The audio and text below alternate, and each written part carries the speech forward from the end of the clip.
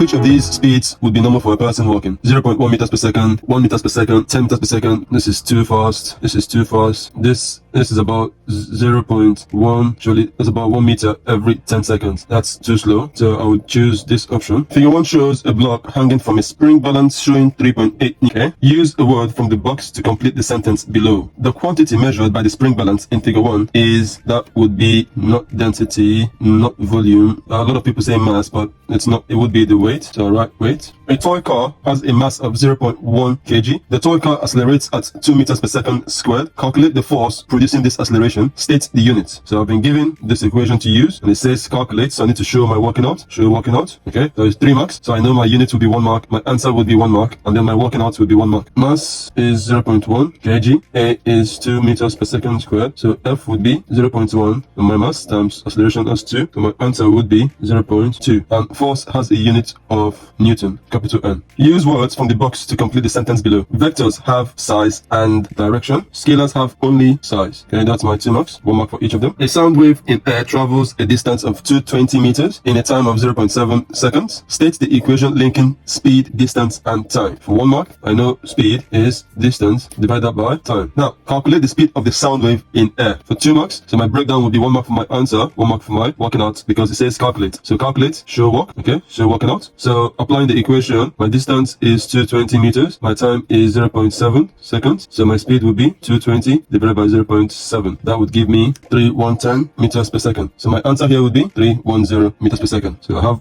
1 mark for showing my working out. Figure 2 shows water waves spreading out from a source. A student measures the wavelength of the waves. He uses a ruler to measure the distance from one crest to the next crest. Explain how to improve the student's method for measuring the wavelength. So there are many ways to improve this experiment for finding the wavelength of waves. Now, the student measured the distance from one crest to the next crest. So a way to improve that would be, my point 1, measure across more than one wavelength. If a student measures more than one wavelength, then the student can easily calculate the mean. Okay, so my second point would be calculate the mean wavelength by dividing by the number of wavelengths. So for example, instead of measuring just this one, I measure 1, 2, 3, 4. So measure the total and then divide that by how many of the wavelengths you measure. Okay, that will give you a more accurate value as opposed to just taking one measurement. Another point could be using a camera, take a picture. Sound waves are longitudinal waves. Water waves are transverse wave. Describe the difference between longitudinal waves and transverse wave. So for 3 marks, so I need 3 different points. That's for 1 mark each. And describe, so I need to state facts. Okay, so the first fact that I know about these 2 waves are, my first one will be, in longitudinal waves, the particles, okay, very important, the particles vibrate parallel to direction of energy transfer. That's 1. My point 2, in transverse wave, particles vibrate at right angle or perpendicular to direction of energy transfer. My point 3 would be, in longitudinal waves, we have areas of compression and rarefaction. Okay, so I have 3 points, 1 mark for each of them. Figure 3 shows a spinning flywheel. So we can see the flywheel. State how energy is stored in a spinning flywheel. Now, the hint there is spinning. What energy is stored in an object that is moving? From my knowledge, I know that energy would be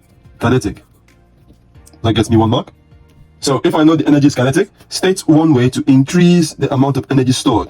If it's kinetic, that means it is moving. How do I increase the kinetic energy? I need to make it to move faster. So I need to increase the speed of the flywheel. What else could I do? I know that kinetic energy is half mass times velocity squared. If I'm not increasing the speed, I can also increase the mass. So I can say increase the mass of the flywheel. So any of these points will get you this 1 mark just from the equation. I can say that 2 factors, mass and velocity, would affect the kinetic energy. Figure 4 shows a skier going down a hill. So the height h is 200 meters. She descends through a vertical height of 200 meters. The skier's mass is 65 kilograms. Calculate the change in gravitational potential energy using the equation. Take G to be 10. Okay, G is 10 for the calculation, and it says calculate. That means I need to show my working out. And also, this is 2 marks. My answer gets me 1 mark. My working out gets me 1 mark. So, my change in GPE would be, the mass given to us is 65. The gravity given to us is 10. The change in height is 200. So, my answer would be 130,000 joules. So, here I write 130,000. It's easier to use comma to separate after 3 zeros. Either write this or you can put this in standard form. 1.3 times 10 to the 1, 2, 3, 4, 5 times 10 to the 5 joules. So any of these answer or forms are okay. At the bottom of the slope, her speed was 36 meters per second. Calculate the kinetic energy at the bottom of the slope. For 3 marks, My answer is 1 mark. Saying calculates means I need to show working out. Okay. So what do we do? For this, you need to have the knowledge of energy transfer. Okay. So moving on. I know that the mass of the skier is 65 kg. And I know that the speed, so V is 36 meters per second. So my kinetic energy would be half times 65 times 36. Remember, this is V squared, so 36 squared. So that would give me an answer if I plug that into my calculator. That gives me 42,120. Okay, so 42,120 joules. Now, if you squared, so while marking GCSEs, if you squared this, you get 1 mark. If you're showing this entire working out correctly, you get 1 mark, and then your answer gets you 1 mark. But if you missed out this square, you're going to lose a mark. Describe how her speed at the bottom of the slope could be determined. 3 marks, so I need 3 points for 1 mark each. It says describe, so I need to state facts. Okay, so describe how the speed at the bottom of the slope could be determined. So if I draw this slope, so this will be my slope. Now, speed, I know speed is distance over time. So I could measure this distance, and then I need a timer to calculate the time it took the skier from this point to this point. And then I can use that formula. So what would I say? My first point would be measure a distance on, because the skier is going down the hill, so measure distance on the hill and mark those distances. Okay, now my point 2 would be I need to place a tape at point A and point B. Point B would be at the bottom and point A will be at the top. Okay, now my third point would be start a timer at point A and stop the timer at point B. Then my last point will be use speed equals distance divided by time to find the speed at the bottom. I know I wrote 4 points, but point 2 and point 3 count as 1 point. This gets me 1 mark. This 2 will get me 1 mark. Then my last point will get me 1 mark. Okay, I just broke it down so you understand my thought process. State 2 non-renewable energy sources for 2 marks. And it says state, so I need to give my points 1 mark here, 1 mark for this point. Non-renewable energy resources are those resources that will run out. An example of that would be oil and natural gas. I can say, coal. I can say, nuclear. So there's a lot of things that I could say. Fossil fuels, I can even add that. But yeah, it's 2 marks. So we'll move on. Figure 2 shows the renewable energy sources used in the UK in 2015. So bioenergy, wind, hydro, shoreline wave, tidal, and others. States the energy sources that gave the greatest amount of renewable energy for the UK in 2015. So if I bring back this pie chart, clearly I can see that biomass or bioenergy is a lot. So it produced or gave the greatest amount of renewable energy. So I would write bioenergy. Now my second question is justify your choice. What would be my justification? It has the largest area on the pie chart. Okay, it has the largest area on the pie chart. Which of these energy sources give about 20% of the energy from renewable sources for the UK? Bring it back the pie chart. Bring this back. So this is clearly a lot. 20% is also huge, but not as huge as bioenergy. So the next biggest renewable energy sources will be wind. So I would imagine that would be my answer. So here I write wind. Figure 6 shows all the energy sources used in Canada in 2014 and a prediction for 2040. So hydro wave, 51% in 2040, 55 in 2014, so it's going down. Natural gas, that'll be 15% in 2014 and 20% in 2040. So natural gas, the use is increasing. Oil, 3% in 2014, 2040, 5%. Oil is increasing, so this is increasing, this is increasing. Hydro and tidal are going down. Coal and coke, 7% in 2014, 3%. So coal is going down. Uranium, 10% in 2014, 6% in 2040. Uranium is going down as well. Biomass and solar. Biomass is 3% in 2014, 5% in 2040. So biomass is increasing. And lastly, wind is 7% in 2014, 11% in 2040. So wind is going up. So overall, hydro and wave tidal going down, natural gas going up, oil going up, coal and coke going down, uranium going down, biomass and solar, geothermal going up, wind is going up. Discuss the effects on the environment of 2 predicted changes between 2014 and 2040. So for 4 marks, my change is 1 mark, effect on the environment 1 mark. My second change 1 mark, effect on the environment 1 mark. So what will be my first change? So let me bring this back. So since wind biomass is increasing, figure 7 shows a wind turbine. So rotor blade, gearbox, generator, tower. Explain how unwanted energy transfer could be reduced in the gearbox. How would we reduce unwanted energy transfer? Before we answer that, we are asked to explain. So I need to also give reason for my point, because this is 2 marks, 1 mark for my point, 1 mark for my reason. So before I answer the question, I need to know how are unwanted energy transfer, how do they appear? They appear as friction. So in essence, the question is asking me, how do I reduce friction in the gearbox? And to reduce friction, 1, we use a lubricant or oil. Okay. My point 2, to reduce friction between the gearbox parts. So my point and my reason, 1 mark and 1 mark each. A student investigates what happens when light travels from air to glass.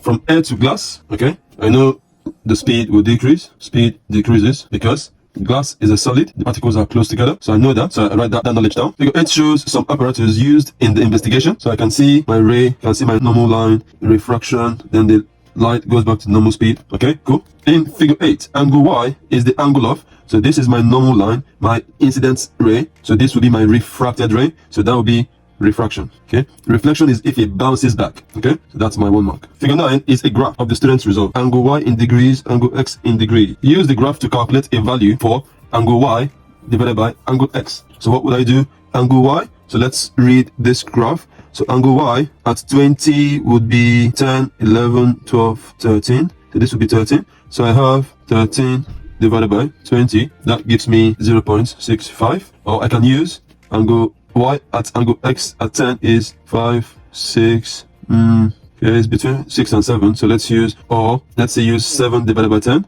That also gives me 0.6. Okay, but this is around 6.5, so that's about around the same thing. So my answer here would be 0.65. I can go with 0.6, it's still cool. So I've shown my working out, 1 mark. I've shown my answer, 1 mark. The student concludes that angle Y is directly proportional to angle X. Explain what the student must do to test this conclusion in more detail.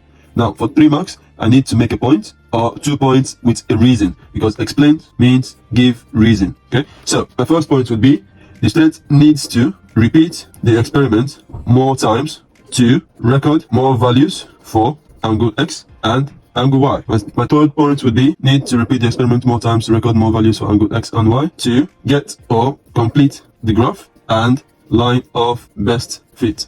The speed of light is 3.0 times 10 to the power of 8 meters per second. The wavelength of yellow light is 5.8 times 10 to the minus 7 meters. Calculate the frequency of yellow light. Okay, calculate means I need to show my working out. Okay, that gets me 1 mark. Now my unit will be 1 mark, then my answer would be 1 mark. Now, frequency is speed divided by the wavelength. So F would be 3.0 times 10 to the power of 8 divided by 5.8 times 10 to the power of minus 7.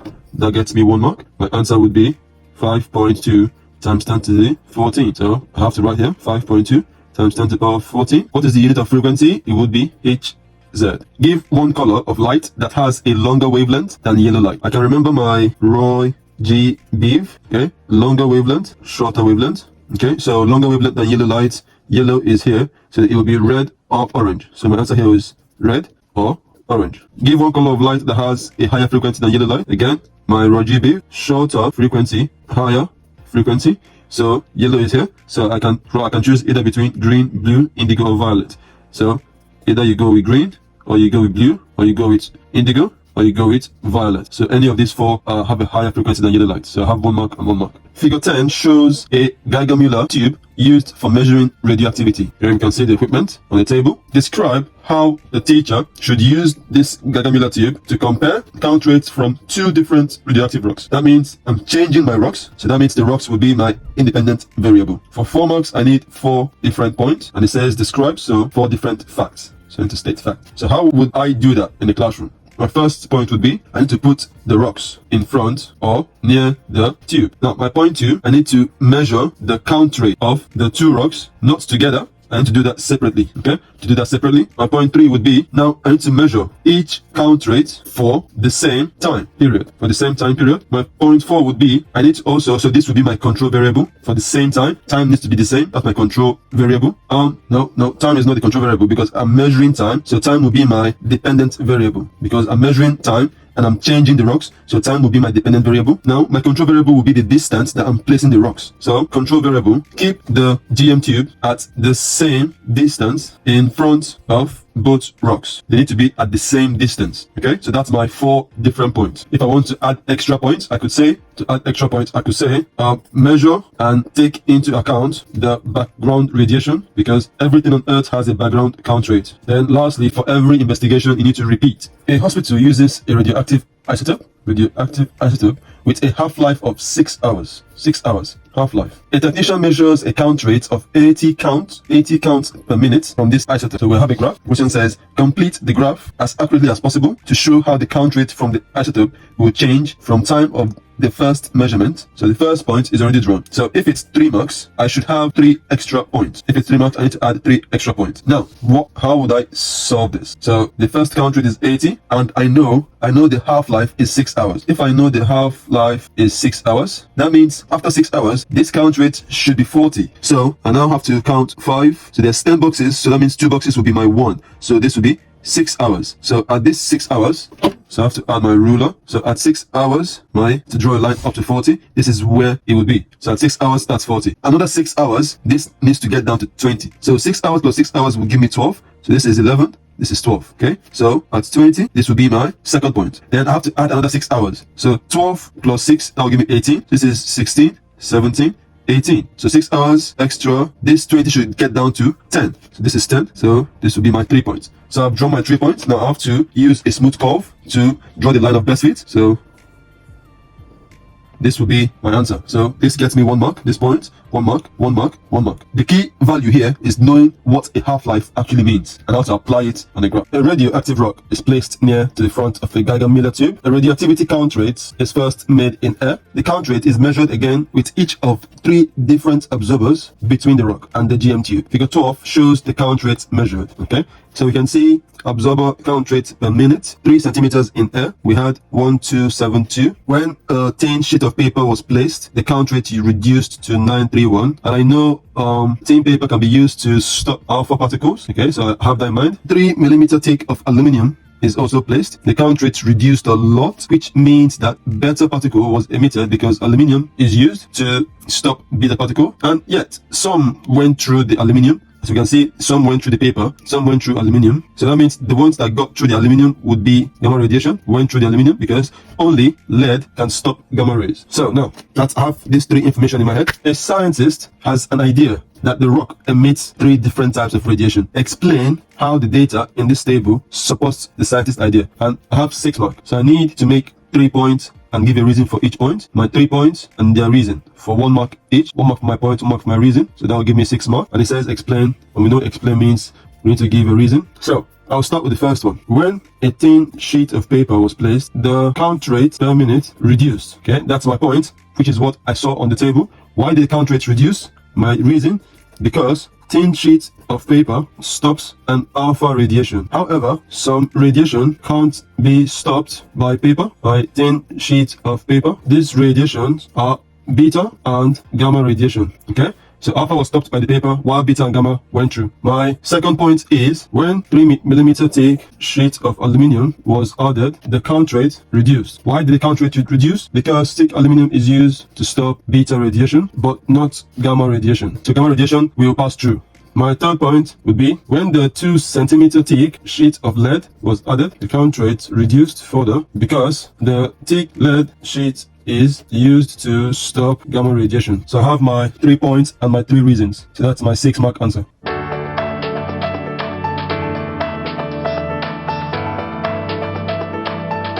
If you have found this video useful, please like and leave a comment. Subscribe and share with your friends. The aim of the video is to help you. Until next time.